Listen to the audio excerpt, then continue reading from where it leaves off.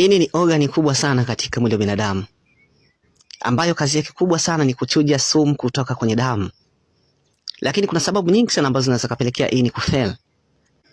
Sababu ambayo inaweza kupelekea ini kufeli ni mtindo wa maisha, chakula tunachokula. Asilimia kubwa ya vyakula vingi tunavyokula vina sumu. Kwa hiyo kupelekea ini kufeli na kuvimba na kukosa ufanisi kazi. Lakini hizo hapo ni dalili za homa ya ini ambazo ukizihisi katika mwili wako unaruhusiwa haraka sana kwenda kupata chanjo ya homa ya ini ambayo inaitwa Hepatitis B vaccine.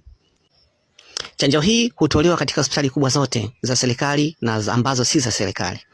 Lakini kupitia taasisi ya BF Suma ambayo taasisi ya kimataifa ambayo inajihusisha na tiba asili za mimea, imekuletea kirutubisho bora kabisa ambacho kinaitwa Detox Liver au Detox Liver.